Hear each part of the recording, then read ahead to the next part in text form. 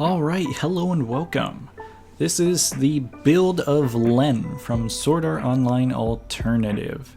I highly recommend it, it's a good anime, I enjoyed it way better than Sword Art Online. Season 2.5 is where it breaks. The first half is good, the second half of season 2 is bad, and then the alternative is way better. The movie wasn't that great. I haven't seen Alicization, so I'm not even going to comment on it.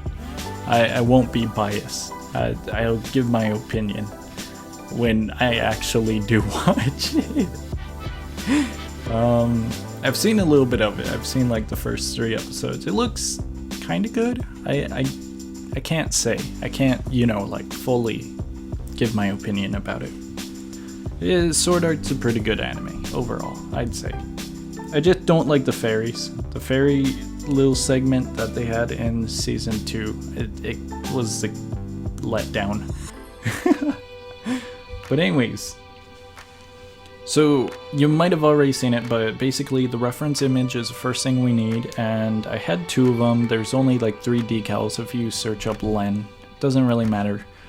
Google is your friend. Also the Wikipedia. The Wikipedia, I needed it for an accurate depiction and details about her imagery. I didn't get much information other than she has a few weapons and the P90 is the main focus, so I am going to build that later on in this video. Okay, so fun thing you might have already seen also, color. I needed a special shade of pink, shade hue, saturation of pink, whatever you want to call it. I needed a kind of pastel but still vibrant kind of pink. Not too vibrant where it looks like an artificial color made out of a research lab, but a good pink, I put it on a brick and that was my color reference sheet basically. Other colors don't get too complex or they're not used too frequently where I would need a brick to store the color. So the first thing, lower torso. Lower torso is connected to the leggings and design because of all of her body straps that are used for her ammunition pockets, along with her large ammunition pouches on her sides. So I needed to get the legs done first, and one of the cool little designs were her little pads, the circular things, and it was so thin. When I was making it, the actual brick was very thin. Now, if you do want a scale, here it is. This is going to show you how big the figure is. Everything on the figure, this one, is brick. Brick and mesh. Mesh are the only hats. There's no decals on the figure. There is textures on the meshes, but there's no actual, decals on the figure. Everything is brick. But anyways, after the legs, I messed around with a few design choices for a few details, and then I went straight to the arms just to get it over with. It didn't attach to anything like line work wise, so the arms definitely came next. Very simple, small details, and then the torso. Torso. It took possibly the longest out of anything other than messing around with designs, but the building process for the torso was actually very painful because you have to mess around with each and every segment. You need to get the body to stay shape for the rig, and you need to keep everything correct. But you also need to add details. So one of the major issues was the alignment of the X on the back of the torso, connecting to the front of the torso. And that took forever. Finally, once I got that over with, smaller details came into place, such as the ammo packs and the pockets on her upper torso, along with the zipper area in the middle of her torso. It's for the jacket or outfit. I'm not really sure if it's a zipper button with a flap or something, but it was a small detail and I needed it. Fun fact, those are pretty much the smallest bricks on this build. The very smallest details were those, the pockets and the midsection line work. But anyways, after that, I mess around with a few more designs for the pockets, but it wasn't anything major, just rescaling. And then we get into the fun part, the actual hats. So the first one was the scarf or bandana, whichever, either or. And for that, we needed a fairly medium to small kinda bandana. Luckily, Roblox has a habit of re-uploading a mesh 1000 times, so finding a bandana wasn't that difficult because there's not much to choose from. Once we got a bandana, we break the texture and then recolored the mesh. Easy peasy. The second thing though is UV mapping. Meshes have mappings. Mappings are the two-dimensional, basically, image of the mesh that gets applied onto it. And the hat, the beret, was hell. Llenn has a beret that has a cap, like a frontward cap, and along with that, a white line on the left side of her hat. Right side if you're looking forward, but if you're in her perspective, it's on the left side, I believe. I'm pretty sure it is.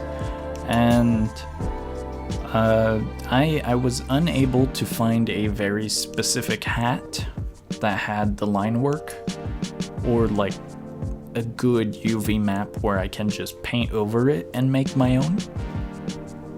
An easy way to make a UV map if you're using one consistent design or pattern, just clump everything together in one area. So I was unable to edit one singular side as it would duplicate onto the other. Same issue for bunny ears. If you go in the catalog and you get the textures for bunny ears, they're the same thing. Why waste more time when you can save time? So basically, bunny ears, the same pattern is applied to two different individual areas, pretty much. I don't know if that's correct in saying, but like each ear will have like the same pattern in one blueprint, basically. I did manage to find a mesh, a bunny ear mesh, that's very, very old, and it allowed for individual ears to be altered. I did mess around with Blender to try and get a good mesh or re-UV mapping, but I was unable to do that. I almost did make my own hat out of brick, but it didn't look good. The bunny ears actually do have some history. There are two variations of this same bunny ear. There's like the community, and then there's like an actual developer bunny ear. Like it's limited to a specific amount of people who can have it. The special bunny ears are just a retexture, but they're similar to the teapot turret, if you know about that. The bunny ears will kill the wearer if the wearer is not allowed to have it on them. And it does give some properties or powers, I believe. I'm not fully sure on what it does other than blow up people. But yeah, that's your fun fact. After all that, the bunny ears were put on, and then the P90. This was actually really easy. It only took like 20 to 40 minutes at most. That sounds like a long time, but the full build for this figure took about 7 hours at least. I took all the little recordings and added them up. It's 7 hours, but I did have a lot of off-camera stuff with files, testing, UV maps, and looking at references. So at least 7 hours. Megumin took about 8, I believe. So I think Llenn might have took longer, just by a bit maybe, but it was worth it. Extra, I made stands in parody of the actual figures that you can find of Llenn, just for fun. And this is probably the fun part right here. I posted this to Twitter, this specific image, and can you spot what's wrong here in this image? Is it Llenn? Is it the suitcase? Wait, what's that? Oh, the gun. The gun's upside down. Yeah, I don't think you hold a gun like that. Not at all. No one on Twitter, no one in the Discord spotted that. To be fair, I don't think anyone in the Discord cared about it because I put 4 images in total. I think people just like looked at it and said, cool, and then just like ignored. But yeah, that's a fun fact. The gun is upside down in the image. Alright, well, thanks for watching. There's gonna be a little segment. I made a little figure of Heaven's Door from JoJo's Bizarre Adventure, and I lost the footage to that. But if you do want to look at it, stay at the end and you can view it. I did also make a knob. It was pretty fun. It was probably one of the funnest things I've done in a while. And I made the face ripping off, and it showed text on the face, like the inner head, and it was so much fun. Heaven's Door is my favorite stand. My favorite character is actually Joseph, young Joseph Joestar. I think that's right, Joestar. I might need to second check that. Hermit Purple, basically, but young before he has this stand. The reason I like him is just because of his lines and how comedic he is during the whole young period versus the Pillarmen. Spoilers, I'm sorry. But anyways, I'm gonna stop talking now so I don't eventually spoil even more. But yeah, if you had fun, if you enjoyed this, thank you for watching, thank you for checking it out. Thank you to all of our supporters. If you want to join our Discord, you can find the link down in the description. Go check out our other videos if you want. I have made a lot of figures. But yeah, that's gonna be it from me, and I will